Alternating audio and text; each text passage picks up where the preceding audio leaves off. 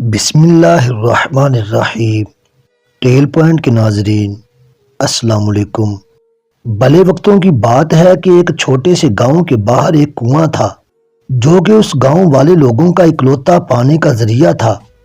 پرانے وقتوں میں نہ بجلی تھی اور نہ بجلی سے چلنے والی موٹریں، لہٰذا کنواں پانی حاصل کرنے کا واحد ذریعہ ہوتا تھا۔ بدقسمتی سے ایک دن اس میں کتا گر گیا اور چونکہ وہ کنویں سے باہر نہیں آ سکتا تھا اس لیے وہ وہیں غوطے کھا کھا کر مر گیا۔ اب ہوا یہ کہ گاؤں سے ایک شخص پانی لینے آیا تو اس نے دیکھا کنویں میں تو کتا مرا پڑا ہے۔ وہ بڑا پریشان ہوا کہ اب پانی کہاں سے لے، یہ کنواں تو ناپاک ہو گیا۔ اس نے گاؤں میں جا کر شور مچا دیا کہ کنویں میں کتا مرا پڑا ہے اور سارا پانی ناپاک ہو چکا ہے۔ گاؤں کے سبھی لوگ بھی یہ بات سن کر پریشان ہو گئے۔ ایک بزرگ نے کہا قریبی شہر میں جا کر کسی مفتی سے پوچھیں کہ اب اس کا کیا حل کریں۔ مفتی صاحب نے کہا 40 بالٹیاں پانی کی نکالو تو پانی پاک ہو جائے گا۔ لوگوں نے 40 بالٹیاں نکالنے کے بعد دیکھا ابھی بھی پانی میں بال اور بدبو موجود ہے۔ وہ دوبارہ مفتی کے پاس گئے اور کہا ابھی بھی پانی میں بال ہیں اور بدبو بھی آ رہی ہے۔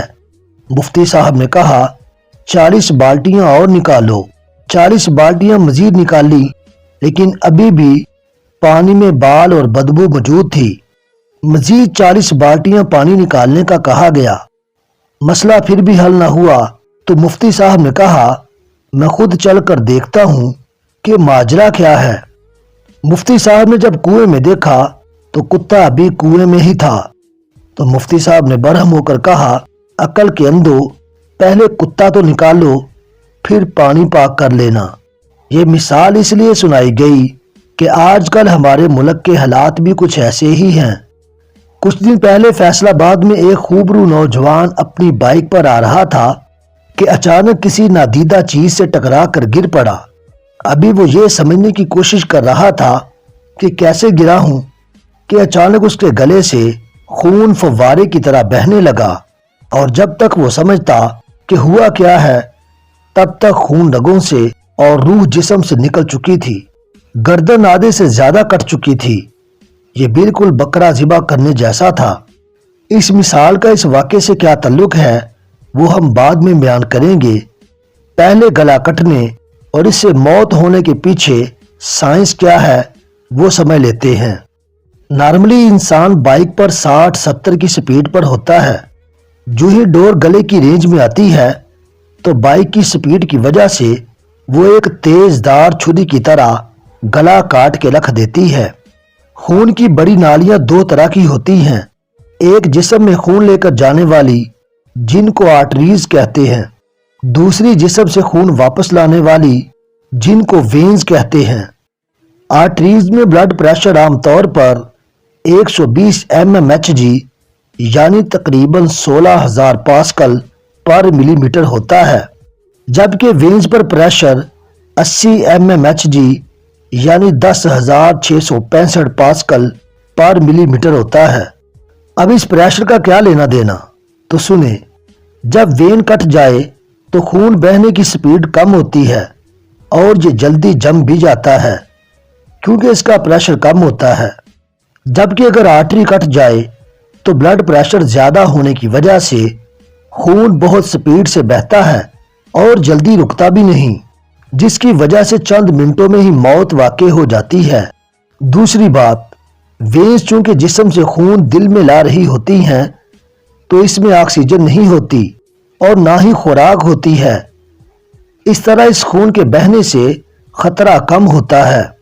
لیکن آرٹری میں کیونکہ آکسیجن والا خون ہوتا ہے اور خوراک بھی اسی خون کے ذریعے پہنچائی جاتی ہے، اس لیے آرٹری کٹ جانے سے جلد موت واقع ہو جاتی ہے۔ یہ تو تھی ڈور پھرنے سے ہونے والی موت کے پیچھے چھپی سائنس۔ اب ہم اپنی مثال اور اس واقعے کی طرف آتے ہیں۔ جو ہی فیصل آباد میں گردن کٹنے کا حادثہ پیش آیا، مارکیٹ میں ایک تار بڑے زور و شور سے بکنے لگی جس کی قیمت پہلے 200 یا 300 تھی جو کہ حادثے کے بعد 800 کی ہو گئی۔ یعنی موت کا ڈر پھیلا کر کاروبار کیا جا رہا ہے۔ بجائے پتنگ بازی پر سخت پابندی لگانے کے الٹے سیدھے طریقے اپنائے جا رہے ہیں، جیسے کنویں سے کتا نکالے بغیر پانی کو پاک کرنے کی کوشش کی جا رہی تھی، ایسے ہی پتنگ بازی کو ختم کرنے کی بجائے نئے نئے جگاڑ لگا کر موت سے بچنے کی کوشش کی جا رہی ہے۔ کسی بھی مسئلے کو حل کرنے کے دو طریقے ہوتے ہیں، دو طرح کی مینٹالٹی ہوتی ہے۔ اگر کتے کو ڈنڈا مارا جائے تو وہ ڈنڈا پکڑ لیتا ہے، اس کو لگتا ہے سارا مسئلہ اس ڈنڈے کا ہے۔ لیکن اگر شیر کو ڈنڈا مارا جائے تو وہ ڈنڈا مارنے والے کو پکڑ لیتا ہے، اسے پتا ہوتا ہے کہ مسئلہ ڈنڈا نہیں بلکہ ڈنڈے والا ہے۔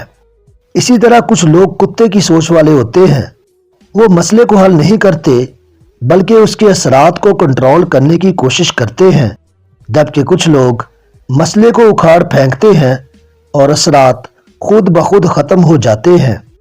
آپ لوگ کمنٹ میں بتائیں کہ ہمارے اوپر کیسے لوگ مسلط ہیں اور کس طرح کی سوچ رکھتے ہیں، کتے والی یا شیر والی۔